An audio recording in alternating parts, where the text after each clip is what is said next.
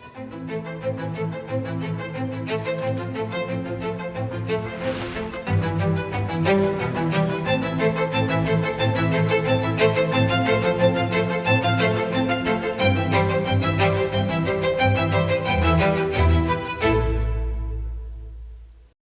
அருமை நாட்டு மக்களே, வணக்கம். மனதின் குரல் நிகழ்ச்சிக்கு மீண்டும் உங்கள் அனைவரையும் வரவேற்பதில் மிக்க மகிழ்ச்சி அடைகிறேன். இன்னும் சில நாட்களில் வரவிருக்கும் 2026ஆம் ஆண்டு பிறக்கவிருக்கிறது. இன்று நான் உங்களுடன் பேசிக்கொண்டிருக்கும் போது என் மனதில் கடந்த ஆண்டின் நினைவலைகள் என் மனதில் வந்து போகின்றன. நம் நாட்டை ஒன்றிணைத்த பல புகைப்படங்கள், நல விவாதங்கள், பல சாதனைகள் இப்போது அனைத்தும் என் நினைவுக்கு வருகின்றன. 2025 ஒவ்வொரு இந்தியரும் பெருமைப்படும்படியான தருணம் நிறைந்தது. இந்தியாவின் பாதுகாப்பில் தொடங்கி விளையாட்டு மைதானங்கள் வரை, அறிவியல் ஆய்வகங்களில் இருந்து தொடங்கி உலகின் பெரிய மேடைகள் வரை, இந்தியா எல்லா இடங்களிலும் தனது வலுவான முத்திரை பதித்துள்ளது. ஆபரேஷன் சிந்தூர் ஒவ்வொரு இந்தியருக்கும் ஒரு மிகப்பெரிய பெருமையின் சின்னமாக மாறியது. இதை உலகம் கண்கூடாக பார்த்தது. இந்தியா தனது பாதுகாப்பில் எந்த சமரசமும் செய்து கொள்வதில்லை. ஆபரேஷன் சிந்து போது நாட்டின் மூலை முடுக்குகளில் எல்லாம் பாரத மாதாவின் மீதான அன்பும் அர்ப்பணிப்பு நிறைந்த பல காட்சிகள் வெளிப்பட்டன. மக்கள் தத்தம் வழிகளில் தங்களது உணர்வுகளை வெளிப்படுத்தினர்.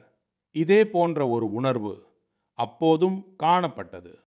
வந்தே மாதரம் தனது 150 ஆண்டுகளை நிறைவு செய்த போது வந்தே மாதரம் 150 என்ற ஹேஷ்டேகுடன் உங்கள் செய்திகளையும் ஆலோசனைகளையும் அனுப்புமாறு கேட்டிருந்தேன்.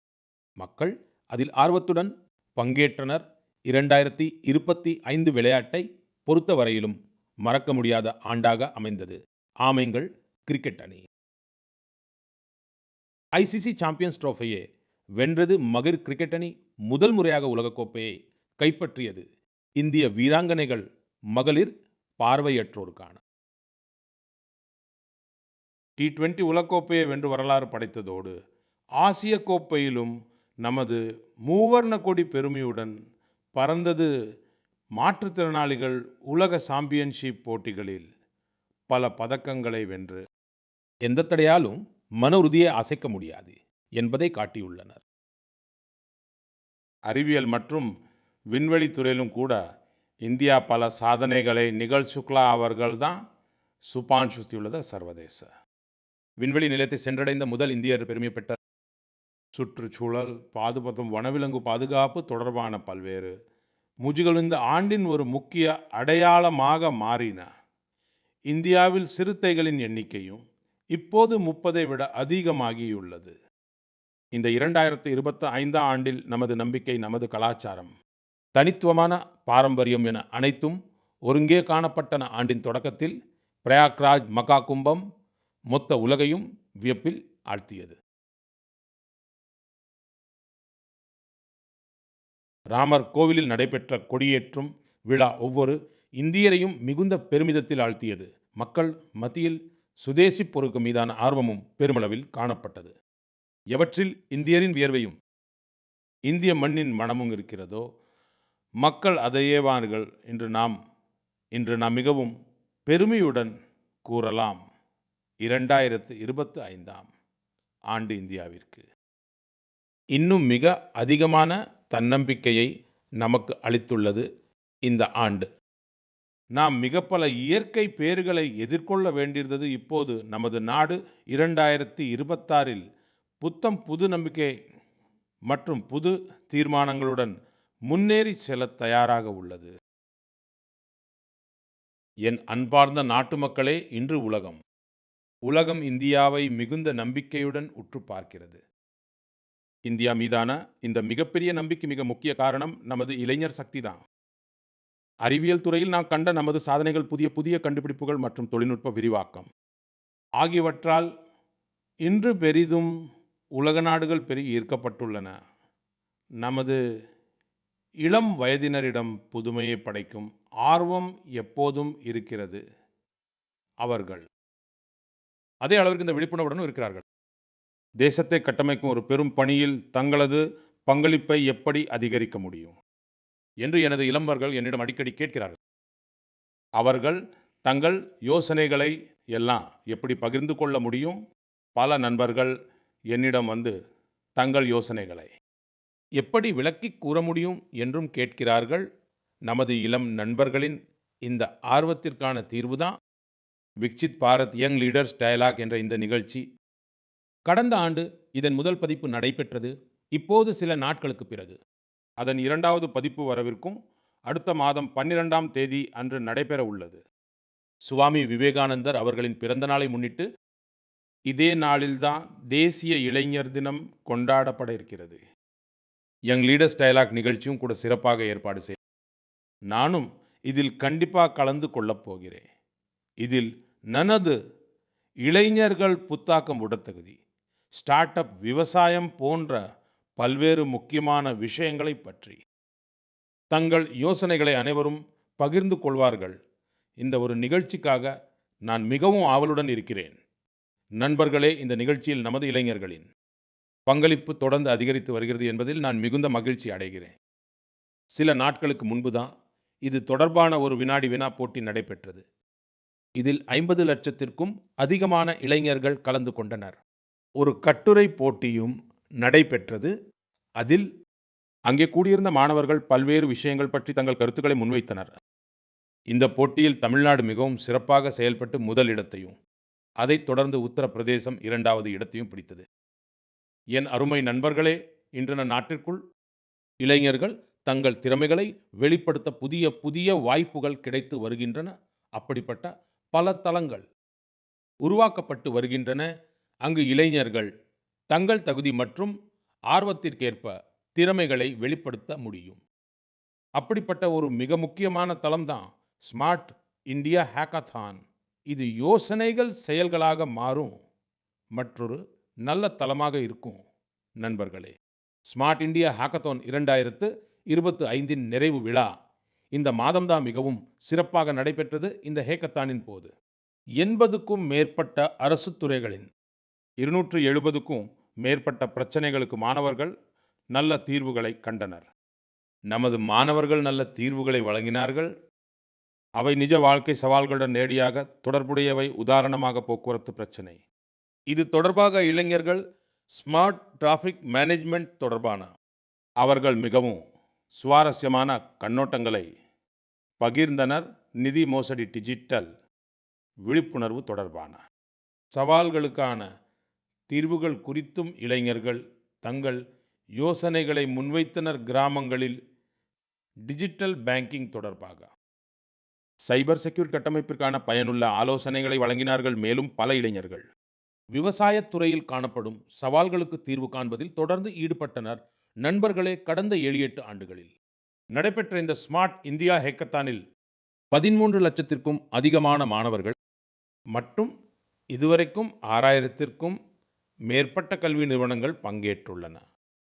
அவர்கள் நூற்றுக்கணக்கான பிரச்சனைகளுக்கு மிகச்சிறந்த மற்றும் துல்லியமான தீர்வுகளையும் வழங்கியுள்ளனர். இத்தகைய ஹேக்கத்தான்கள் அவ்வப்போது நடத்தப்பட்டு வருகின்றன. இளம் நண்பர்களுக்கு நான் விடுக்கும் வேண்டுகோள் என்னவென்றால், நீங்கள் அனைவரும் இந்த ஹேக்கத்தான்களில் கட்டாயம் பங்கேற்க வேண்டும். தற்போது நமது வாழ்க்கை தொழில்நுட்பத்தால் இயக்கப்பட்டு வருகிறது. பல நூற்றாண்டுகளில் ஏற்படக்கூடிய மாற்றங்களை நான் ஒரு சில ஆண்டுகளில் நம் கண் முன்னாலேயே நடைபெறுவதை காண்கிறோம். சில சமயங்களில் சிலர் என்ன நினைக்கிறார்கள் என்றால், ரோபோக்கள் மனிதர்களையே முற்றிலுமாக இடமாற்றம் செய்துவிடுமோ என்று சிலர் அச்சப்படுகின்றனர். இப்படி மாறிவரும் காலகட்டத்தில் மனிதவள மேம்பாட்டிற்கு நமது பாரம்பரியங்களுடன் இணைந்திருப்பது என்பது ஒரு மிகவும் அவசியம். வரவிருக்கும் நமது அடுத்த தலைமுறையினர் கூட புதிய சிந்தனைகள் மற்றும் புதிய வழிமுறைகளுடன் நமது கலாச்சாரத்தின் வேர்களை மிக நன்றாக பற்றி கொண்டிருப்பதை பார்ப்பது என்பது மிகுந்த மகிழ்ச்சி அளிக்கிறது. நண்பர்களே, நீங்கள் இந்திய அறிவியல் நிறுவனம் எதை பற்றியும் கேள்விப்பட்டிருப்பீர்கள். ஆராய்ச்சி மற்றும் புதுமை ஆகியவை இந்த நிறுவனத்தின் அடையாளமாகும். சில ஆண்டுகளுக்கு முன்பு அங்குள்ள சில மாணவர்கள் தங்களுடைய படிப்புக்கும் ஆராய்ச்சிக்கும் இடையில் இசைக்கும் இடம் இருக்க வேண்டும் என்று உணர்ந்தார்கள். அவ்வளவுதான். அதிலிருந்து ஒரு மிகச் சிறிய இசை வகுப்பு தொடங்கியது. பெரிய மேடையோ அல்லது பெரிய நிதி ஒதுக்கீடோ எதுவும் அப்போது இல்லை. மெல்ல மெல்ல இந்த முயற்சி வளர்ந்து இன்று நாம் இதை கீதாஞ்சலி IISC என்ற பெயரில் நாம் அறிகிறோம். இது இப்போது வெறும் ஒரு வகுப்பு மட்டுமல்ல, வளாகத்தின் கலாச்சார மையமாக விளங்குகிறது.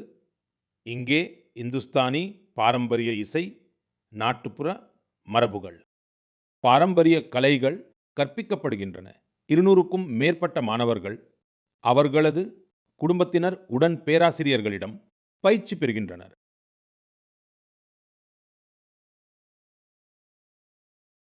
சிறப்பம்சம் என்னவென்றால், வேலை காரணமாக வெளிநாடு சென்றவர்கள் கூட ஆன்லைன் மூலம் இணைந்து இந்த குழுவின் தொடர்பை பேணி வருகிறார்கள். நண்பர்களே, பாரம்பரியத்துடன் இணைந்திருக்கும் இது போன்ற முயற்சிகள் இந்தியாவுக்குள் மட்டும் நின்று விடுவதில்லை. உலகின் பல்வேறு மூலைகளிலும் அங்கு வசிக்கும் இந்தியர்களும் தங்கள் பங்கை ஆற்றி வருகிறார்கள். நம்மை நம் நாட்டிற்கு அப்பால் அழைத்துச் செல்லும் மற்றொரு நல்ல உதாரணம் துபாய் நகரத்தில் இருந்து அங்கு வசித்து வரும் நமது கன்னட குடும்பங்கள். தங்களுக்குள் ஒரு முக்கியமான கேள்வியை கேட்டுக்கொண்டார்கள். நமது குழந்தைகள் தொழில்நுட்ப உலகில் முன்னேறி செல்கிறார்கள். ஆனால் அவர்கள் தங்கள் தாய்மொழியிலிருந்து விலகி செல்கிறார்களோ? இதில் இருந்துதான் கன்னட பாடசாலை என்பது பிறந்தது. இது குழந்தைகளுக்கு கன்னடம் படிக்க, எழுத மற்றும் சரளமாக பேச கற்றுக் கொடுக்கும் ஒரு நல்ல முயற்சியாகும். இன்று இதில் 1000க்கும் மேற்பட்ட குழந்தைகள் இதில் இணைந்துள்ளனர். உண்மையிலேயே கன்னட நாடு நூடி நம்ம ஹெம்மே. அதாவது கன்னட நிலமும் அதன் மொழியும் நமது பெருமை. நண்பர்களே, மனம் இருந்தால் மார்க்கம் உண்டு என்று ஒரு பழைய பழமொழி கூட உண்டு. இந்த பழமொழியை மணிப்பூரை சேர்ந்த இளைஞர் ஒருவர் மீண்டும் மெய்ப்பித்து காட்டியுள்ளார். அவர் வேறு யாருமல்ல, மொய்ராங்தேம் சேத்சிங் அவர்கள்தான். அவரது வயது 40க்கும் குறைவானதுதான். திரு மொய்ராங்தேம் அவர்கள் மணிப்பூரில் அவர் வசித்த தொலைதூர பகுதியில் போதிய மின்சார வசதியும் கூட இல்லை. இந்த பெரிய சவாலை சமாளிக்க அவர் உள்ளூரில் ஒரு தீர்வு காண எண்ணினார். அந்த தீர்வு அவருக்கு சூரிய சக்தியின் மூலம் கிடைத்தது. நமது மணிப்பூரில் பொதுவாகவே சூரிய ஆற்றலை உற்பத்தி செய்வது எளிது. எனவே மொய்ராங்தேம் அவர்கள் சோலார் பேனல்களை நிறுவும் ஒரு இயக்கத்தை தொடங்கினார். இந்த இயக்கத்தால் இன்று அவரது பகுதியில் உள்ள நூற்றுக்கணக்கான வீடுகளுக்கு சூரிய சக்தி கிடைத்துள்ளது. இதில் சிறப்பம்சம் என்னவென்றால், அவர் சூரிய சக்தியை சுகாதார பாதுகாப்பு மற்றும் வாழ்வாதாரத்தை மேம்படுத்துவதற்காக பயன்படுத்தியுள்ளார். இன்று அவரது முயற்சிகளால் மணிப்பூரில் உள்ள பல சுகாதார மையங்களுக்கும் இப்போது சூரிய சக்தி கிடைத்து வருகிறது. அவரது இந்த சிறந்த பணியால் மணிப்பூரின் பெண் சக்திக்கும் பெரும் நன்மை கிடைத்துள்ளது. உள்ளூர் மீனவர்கள் மற்றும் கலைஞர்களுக்கும் இதனால் உதவி கிடைத்துள்ளது.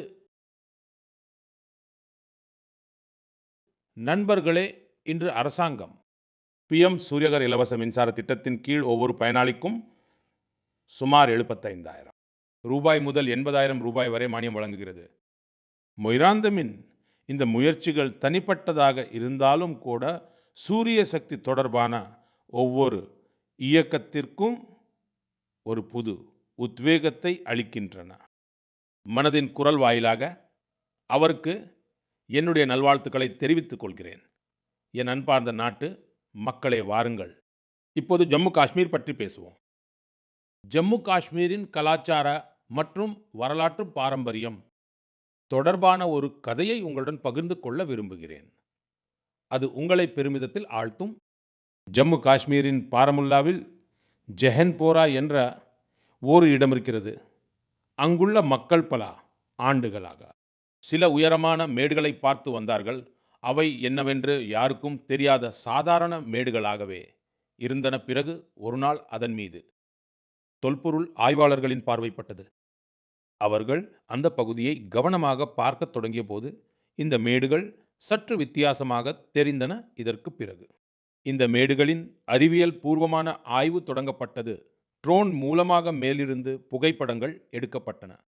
அந்த நிலம் வரைபடமாக்கப்பட்டது. பிறகு சில ஆச்சரியமூட்டும் விஷயங்கள் வெளிவரத் தொடங்கினடுகள் இயற்கையானவை அல்ல என்பதும் தெரிய வந்தது. மாறாக அவை மனிதனால் உருவாக்கப்பட்ட ஏதோ ஒரு மிகப்பெரிய கட்டிடத்தின் எச்சங்கள் ஆகும். அதே சமயத்தில் காஷ்மீர் இருந்து ஆயிரக்கணக்கான கிலோமீட்டர் தொலைவில் அமைந்துள்ள பிரான்ஸ் நாட்டின் ஒரு அருங்காட்சியகத்தில் அதன் காப்பகங்களில் ஒரு பழைய மங்கிய புகைப்படம் கிடைத்தது. பாராமுல்லாவை பற்றிய அந்த படத்தில் 3 பௌத்த ஸ்தூபிகள் காணப்பட்டன. இதுதான் ஒரிய திருப்பு முனையாக அமைந்தது. காஷ்மீரின் புகழ் வாய்ந்த கடந்த காலம் நம் கண்முன் வந்து நின்றது. இது சுமார் 2000 ஆண்டுகள் பழமையான வரலாறு. இது காஷ்மீரின் ஜெஹன்போராவில் உள்ள பௌத்த வளாகம்.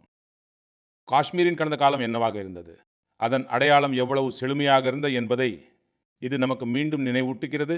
என் அன்பான நாட்டு மக்களே, இப்போது இந்தியாவிலிருந்து ஆயிரக்கணக்கான கிலோமீட்டர் தொலைவில் உள்ளம் நெகிழ வைக்கும் ஒரு முயற்சியை பற்றி இப்போது நான் பேச விரும்புகிறேன். ஃபிஜியில் இந்திய மொழி கலாச்சாரத்தை பரப்புவதற்காக ஒரு பாராட்டக்க முன்னெடுப்பு தற்போது நடைபெற்று வருகிறது.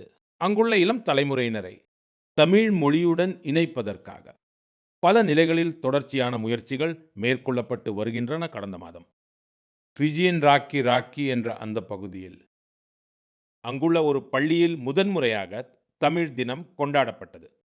அன்று அங்குள்ள குழந்தைகளுக்கு மனமாற தங்கள் மொழியை பற்றி எண்ணி மிகுந்த பெருமிதம் கொள்ள ஒரு அருமையான மேடை கிடைத்தது. குழந்தைகள் தமிழில் கவிதைகளை வாசித்தார்கள், உரையாற்றினார்கள். மேலும் தங்கள் கலாச்சாரத்தை முழு நம்பிக்கையுடன் மேடையில் வெளிப்படுத்தினார்கள். நண்பர்களே, நாட்டிற்குள்ளும் தமிழ் மொழியின் வளர்ச்சிக்காக தொடர்ந்து பணிகள் நடைபெற்று வருகின்றன. சில நாட்களுக்கு முன்புதான் என்னுடைய நாடாளுமன்ற தொகுதியான காசியில் 4வது காசி தமிழ் சங்கமம் நடைபெற்றது. இப்போது ஒரு ஆடியோவை ஒலிக்க செய்ய போகிறேன், அதை கேளுங்கள். அழகாக தமிழ் பேச முயற்சிக்கும் இந்த குழந்தைகள் எல்லாம் எங்கிருந்து வந்தவர்கள் என்று சற்று சிந்தித்து பாருங்கள். வணக்கம். பாரத் அரசாங்கத்தால் ஒரே பாரதம் உன்னத பாரதம் நடத்தப்பட்ட காசி தமிழ் சங்கமம் 4 தமிழ் கற்போம். நான் ரொம்ப கார்க்கே உதாரணத்துக்கு ஏன்னு தமிழில் இன்ட்ரோடக்ஷன். காசியோடு பூமியில் நான் பாயல் பட்டேல் அரசு குயின்ஸ் இன்டர் காலேஜ் கி மாணவி. அனைவருக்கும் என் வணக்கம். நண்பர்களே, இதை தெரிந்தால் நீங்கள் மிகவும் ஆச்சரியப்படுவீர்கள். தமிழ் மொழியில் இவ்வளவு இயல்பாக தங்கள் கருத்துக்களை வெளிப்படுத்தும் இந்த குழந்தைகள் வேறு எங்கிருந்தும் இல்லை. காசியை சேர்ந்தவர்கள், வாரணாசியை சேர்ந்தவர்கள். அவர்களுடைய தாய்மொழி ஹிந்தி.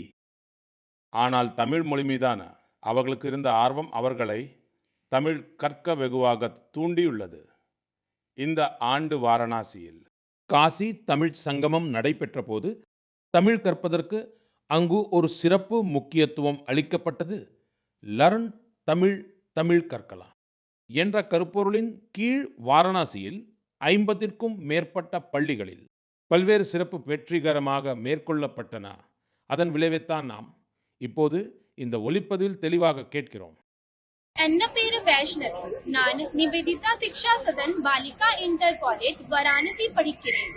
நான் காஷி தமிழ் கற்கலாம் 4.0 தமிழ் பாஷா பிக்கவும் இல்லுவம் கரேன். இந்த வயப்புக்கு பிரதான நரேந்திர மோடி அவர்களுக்கு நான் நன்றி சொல்கிறேன். நண்பர்களே, தமிழ் மொழி உலகின் மிக தொன்மையான மொழியாகும். தமிழ் இலக்கியமும் மிகவும் செழுமையானது. மனதின் குரல் நிகழ்ச்சியில் காசி தமிழ் சங்கமத்தில் பங்கேற்குமாறு நான் கேட்டுக்கொண்டிருந்தேன். எனக்கு மகிழ்ச்சியாக இருக்கிறது. இன்று நாட்டின் பிற பகுதிகளிலும் உள்ள குழந்தைகள் மற்றும் இளைஞர்களிடையே தமிழ் மொழியை குறித்து ஒரு ஆர்வம் ஏற்பட்டுள்ளது. ஒரு புதிய ஆர்வம் காணப்படுகிறது. இதுவே மொழியின் உண்மையான வலிமை. இதுவே பாரதத்தின் ஒற்றுமை. நண்பர்களே, அடுத்த மாதம் நம் நாட்டின் 75வது குடியரசு தினத்தை நாம் அனைவரும் சேர்ந்து கொண்டாடவிருக்கிறோம். இது போன்ற தருணங்கள் வரும்போதெல்லாம் நம்முடைய மனம் சுதந்திர போராட்ட வீரர்கள் மற்றும் அரசியலமைப்பு சட்டத்தை உருவாக்கியவர்கள் மீது நம்முடைய இதயம் நன்றியுணர்வால் நிரம்புகிறது. நம் நாடு சுதந்திரம் பெறுவதற்காக நீண்ட காலம் போராடியுள்ளது. சுதந்திர போராட்டத்தில் நாட்டின் ஒவ்வொரு பகுதியில் இருந்தும் மக்கள் தங்கள் பங்களிப்பை வழங்கியுள்ளனர். துரதிருஷ்டவசமாக சுதந்திர போராட்டத்தில் பங்கேற்று எண்ணற்ற வீரர்களுக்கு கிடைக்க வேண்டி உரிய மரியாதை கொடுக்கப்படவில்லை. அப்படிப்பட்ட ஒரு சுதந்திர போராட்ட வீராங்கனை தான் ஒடிசாவைச் சேர்ந்த பார்வதி கிரி அவர்கள்.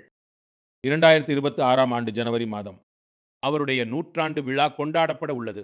அவர் தனது 16வது வயதில் வெள்ளையனே வெளியேறு இயக்கத்தில் பங்கேற்றார். நண்பர்களே, சுதந்திர போராட்டத்திற்கு பிறகு பார்வதிகிரி அவர்கள் தன்னுடைய வாழ்க்கையை முழுவதுமாக சமூக சேவை மற்றும் பழங்குடியினர் நலனுக்காக அவர் அர்ப்பணித்தார். அவர் ஏராளமான அனாதை இல்லங்களை நிறுவினார். அவருடைய ஊக்கமளிக்கும் வாழ்க்கை வரும் ஒவ்வொரு தலைமுறைக்கும் நிச்சயமாக வழிகாட்டும். હું પાર્વતી ગિરિજીକୁ શ્રદ્ધાંજલિ અર્પણ કરું છું. நண்பர்களே, இது நம்முடைய கடமையாகும். நமது பாரம்பரியத்தை மறக்காமல் இருக்க வேண்டும்.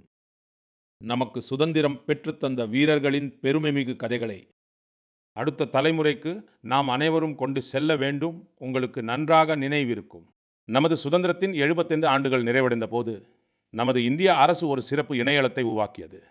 அதில் ஒரு பகுதி புகழப்படாத அந்த வீரர்களுக்காக முழுவதுமாக அர்ப்பணிக்கப்பட்டது. இன்றும் நீங்கள் அதனை பார்வையிட்டு சுதந்திரம் பெற்றுத் தருவதில் அரும் பங்காற்றிய அந்த மாமனிதர்களை பற்றி தெரிந்து கொள்ளலாம். என் அன்பான நாட்டு மக்களே, மனதின் குரல் நிகழ்ச்சி மூலம் நாம் சமூக நலன் தொடர்பான பல முக்கியமான விஷயங்களை பற்றி விவாதிக்க நமக்கு மீண்டும் ஒரு நல்வாய்ப்பு கிடைக்கிறது. இன்று நான் அப்படிப்பட்ட ஒரு விஷயத்தை பற்றி பேச விரும்புகிறேன். அது நம் அனைவருக்கும் உண்மையிலேயே கவலைக்குரிய ஒரு விஷயமாக மாறியுள்ளது. ஐசிஎம்ஆர், அதாவது இந்திய மருத்துவ ஆராய்ச்சி கவுன்சில் சமீபத்தில் மிக முக்கியமான ஓர் அறிக்கையை வெளியிட்டுள்ளது. அதில் நிமோனியா மற்றும் யூடிஐ போன்ற பல நோய்களுக்கு எதிராக ஆன்டிபயோட்டிக் மருந்துகள் இப்போது பலவீனடைந்து வருவதாக கூறப்பட்டுள்ளது. இது நம் அனைவருக்கும் இது உண்மையிலேயே மிகவும் கவலைக்குரிய ஒரு விஷயமாகும். இந்த அறிக்கையின்படி இதற்கு ஒரு முக்கிய காரணம் மக்கள் கொஞ்சம் கூட யோசிக்காமல் சிந்திக்காமல் தேவையில்லாமல் ஆன்டிபயோட்டிக் மருந்துகளை அதிகம் உட்கொள்வதே ஆகும். ஆன்டிபயோட்டிக் மருந்துகள் என்பவை எளிதாக சாதாரணமாக எடுத்துக்கொள்ளக்கூடியவை அல்ல. அவற்றை மருத்துவரின் முறையான ஆலோசனையின் பேரில் மட்டுமே பயன்படுத்த வேண்டும். இப்போதெல்லாம் ஒரே மாத்திரையால் எல்லா விதமான பிரச்சனைகளும் தீர்ந்துவிடும் என்று மக்கள் நினைக்கின்றனர். இதனால்தான் பல்வேறு விதமான நோய்களும் தொற்றுகளும் இந்த ஆன்டிபயோட்டிக் மருந்துகளுக்கு எல்லாம் இப்போது கட்டுப்படாமல் போகின்றன. உங்கள் சுய விருப்பப்படி மருந்துகளை பயன்படுத்துவதை தவிர்க்குமாறு நான் கேட்டுக்கொள்கிறேன். உங்கள் அனைவரையும் நான் கேட்டுக்கொள்கிறேன். குறிப்பாக ஆன்டிபயோட்டிக் மருந்துகள் விஷயத்தில் மிகவும் கவனம் செலுத்துவது மிகவும் அவசியம். மருந்துகள் மற்றும் ஆன்டிபயோட்டிக் எடுத்துக்கொள்ள சரியான வழிகாட்டுதலும் மருத்துவர்களும் கண்டிப்பாக தேவை. இந்த பழக்கம் உங்கள் உடல் ஆரோக்கியத்தை மேலும் மேம்படுத்துவதில் மிகவும் உதவியாக இருக்கும். என் அன்பான நாட்டு மக்களே, நமது பாரம்பரிய கலைகள் நம்முடைய சமூகத்திற்கு வலுவூட்டுவதோடு மட்டுமல்லாமல் மக்களின் பொருளாதார முன்னேற்றத்திற்கும் ஒரு மிகப்பெரிய ஊடகமாக இப்போது மாறி வருகின்றன. ஆந்திராவின் பிரசித்தி பெற்ற நரசாபுரம் லேஸ் கைவினை இப்போது நாடு தழுவிய கவனத்தை ஈர்த்துள்ளது. பல தலைமுறைகளாக பெண்கள் இதில் மிகுந்த பொறுமை மற்றும் மிகுந்த நுணுக்கத்துடன் ஈடுபட்டு வருகின்றனர். இன்று இந்த பாரம்பரியம் ஒரு புத்தம் புதிய பொலிவுடன் மேலும் முன்னெடுத்து செல்லப்படுகிறது. ஆந்திர பிரதேச அரசும் நாபார்டும் இணைந்து கைவினைஞர்களுக்கு புதிய டிசைன்களை கற்றுக் கொடுக்கின்றன. சிறந்த திறன்சியளித்து புதிய சந்தைகளுடன் அவர்களை இணைக்கின்றன. நரசாபுரம் லேசிற்கு புவிசார் குறியீடும் இப்போது கிடைத்துள்ளது. இன்று இதன் மூலம் 500க்கும் மேற்பட்ட பொருட்கள் தயாரிக்கப்படுகின்றன. மேலும் 250க்கும் மேற்பட்ட கிராமங்களில் ஏறக்குறைய 1,00,000 பெண்களுக்கு இதன் மூலம் வேலை கிடைத்துள்ளது. நண்பர்களே, மனதின் குரல் இதுபோன்ற மக்களை முன்னிலைப்படுத்தும் ஒரு மேடையாகவும் உள்ளது. அவர்கள் தங்கள் கடின உழைப்பால் நம்முடைய பாரம்பரிய கலைகளை முன்னெடுத்து செல்வது மட்டுமல்லாமல் மேலும் உள்ளூர் மக்களையும் வெகுவாக முன்னேற்றுகிறார்கள். அதே போன்ற ஒரு கதைதான் மணிப்பூரின். சுராசன்பூரில் உள்ள மார்கரெட் ராம் தார்சி எம்ஜியின் முயற்சிகள். அவர் மணிப்பூரின் அழகான பாரம்பரிய பொருட்களையும் அங்குள்ள அற்புதமான கைவினை பொருட்களையும் மூங்கில் மற்றும் மரத்தால் செய்யப்பட்ட பொருட்களையும் ஒரு பெரிய தொலைநோக்கு பார்வையுடன் பார்த்தார். அந்த தொலைநோக்கு பார்வையால் அவர் ஒரு கைவினை கலைஞராக இருந்து பல மக்களின் வாழ்க்கையை மாற்றும் ஒரு சக்தி வாய்ந்த ஊடகமாக மாறினார். இன்று திருமதி மார்கரெட் அவர்களின் அந்த யூனிட்டில் 50க்கும் மேற்பட்ட கலைஞர்கள் பணிபுரிகிறார்கள். மேலும் அவர் தனது கடின உழைப்பால் டெல்லி உட்பட நாட்டின் பல மாநிலங்களில் தனது தயாரிப்புகளுக்கான ஒரு சந்தையையும் உருவாக்கியுள்ளார். நண்பர்களே, மணிப்பூரிலிருந்து மற்றொரு உதாரணம். சேனாபதி மாவட்டத்தை சேர்ந்தவரான திருமதி சோக்கோ கிருச்சேனா அவர்களின் மொத்த குடும்பம் பாரம்பரிய விவசாயத்தில் தொடர்ந்து ஈடுபட்டு வருகிறது. கிருச்சேனா அவர்கள் இந்த பாரம்பரிய அனுபவத்திற்கு மேலும் ஒரு புதிய பரிமாணத்து மலர் சாகுபடியில் மிகுந்த ஆர்வத்துடன் தன்னை இணைத்தார். இன்று அவர் இந்த ஒரு வேலை மூலம் பல்வேறு சந்தைகளை இணைத்து வருகிறார். மேலும் தனது பகுதியின் உள்ளூர் சமூகங்களுக்கும் வலுவூட்டி வருகிறார். நண்பர்களே, இந்த உதாரணம் ஒரு விஷயத்தை உணர்த்துகிறது. பாரம்பரிய அறிவை தொலைநோக்கு பார்வையுடன் முன்னெடுத்து சென்றால் அது பொருளாதார முன்னேற்றத்திற்கான ஒரு பெரிய ஊடகமாக மாறுகிறது. உங்களை சுற்றியும் இது போன்ற வெற்றி கதைகள் இருந்தால் அவற்றை என்னுடன் நிச்சயம் பகிர்ந்து கொள்ளுங்கள் நண்பர்களே. நமது நாட்டின் மிக அழகான விஷயம் என்னவென்றால், ஆண்டு முழுவதும் எல்லா நேரங்களிலும் நம் நாட்டின் ஏதேனும் பகுதியில் திருவிழா கொண்டாடப்படுகிறது.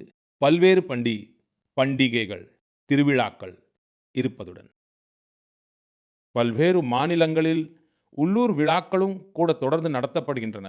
சுருக்கமாக சொன்னால், நீங்கள் பயணிக்க விரும்பினால் ஆண்டின் எந்த ஒரு காலத்திலும் நாட்டின் ஏதோ ஒரு மூலையில் ஒரு தனித்துவமான விழா உங்களை வரவேற்கவும் காத்திருக்கும். அப்படியான ஒரு பிரம்மாண்டமான திருவிழா இப்போது கட்ச் பாலைவனத்தில் நடந்து கொண்டிருக்கிறது. கட்ச் ரணோற்சவம் இந்த வருடத்தின் நவம்பர் 23ஆம் தேதி முதல் அடுத்த ஆண்டு பிப்ரவரி 20ஆம் தேதி வரை நடைபெறும். இங்கு கட்சின் நாட்டுப்புற கலாச்சாரம், நாட்டுப்புற இசை, நடனம் மற்றும் கைவினைப் பொருட்களின் ஒரு அற்புதமான பன்முகத்தன்மையை நான் காணலாம். கட்சின் வெள்ளை பாலைவனத்தின் பிரம்மாண்டத்தை காண்பது என்பதே ஒரு சுகமான அனுபவமாகும். இரவு நேரத்தில் அந்த வெள்ளை பாலைவனத்தின் மீது நிலவொளி பரவும் போது அங்குள்ள காட்சி தானாகவே உண்மையிலேயே நம்மை மெய்மறக்க செய்துவிடும்.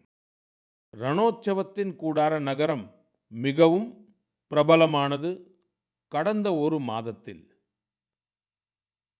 இதுவரை 2 லட்சத்திற்கும் மேலான மக்கள் ரணோற்சவத்தில் இப்போது பங்கேற்றுள்ளனர். நாட்டின் மூலை முடுக்குகள் மட்டுமல்லாமல் வெளிநாடுகளிலிருந்தும் பலர் வந்துள்ளனர். வாய்ப்பு கிடைத்தால் இது போன்ற விழாக்களில் கண்டிப்பாக கலந்து கொள்ளுங்கள்.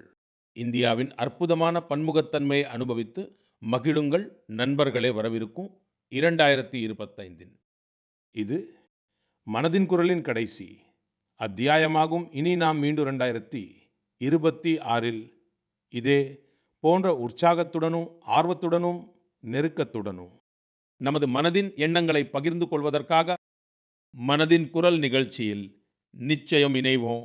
புதிய ஆற்றல், புத்தம் புதிய தலைப்புகள் மற்றும் மிகுந்த உத்வேகம் அளிக்கக்கூடிய நம் நாட்டு மக்களின் எண்ணற்ற கதைகள் மனதின் குரலில் நம் அனைவரையும் ஒவ்வொரு மாதமும் இணைக்கின்றன.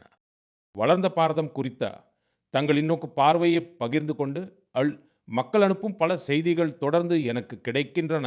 மக்களிடமிருந்து வரும் நல்ல ஆலோசனைகளையும் இது குறித்து அவர்களின் மகத்தான முயற்சிகளையும் காணும்போது இந்த நம்பிக்கை மேலும் மேலும் வலுப்பெறுகிறது. மேலும் இந்த விஷயங்கள் அனைத்தும் என்னை அடையும் போது வளர்ந்த பாரதம் என்ற நமது சங்கல்பம் நிச்சயம் நிறைவேறும் என்ற உறுதியான நம்பிக்கை. நாளுக்கு நாள் மேலும் வலுவடைந்து வருகிறது வரவிருக்கும் 2026ஆம் ஆண்டு. இந்த மாபெரும் சங்கல்பத்தை அடையும் பயணத்தின் ஒரு முக்கிய மேல்கல்லாக இது அமையட்டும். உங்கள் வாழ்க்கையும் உங்கள் குடும்பத்தினரின் வாழ்க்கையும் மிகவும் மகிழ்ச்சியாக அமைய வேண்டும் என்று மனதார வாழ்த்தி இந்த அத்தியாயத்தில் இருந்து விடைபெறுவதற்கு முன் நான் ஒரு முக்கியமான ஒன்றை நிச்சயம் கூற விரும்புகிறேன். ஃபிட் இந்தியா இயக்கம் நீங்களும் எப்போதும் உடற்தகுதியுடன் இருக்க வேண்டும். குளிர்காலம் உடற்பயிற்சி செய்வதற்கு உகந்ததாகும். தவறாமல் உடற்பயிற்சி செய்யுங்கள். அனைவருக்கும் புத்தாண்டு நல்வாழ்த்துகள். நன்றி. வந்தே மாதரம்.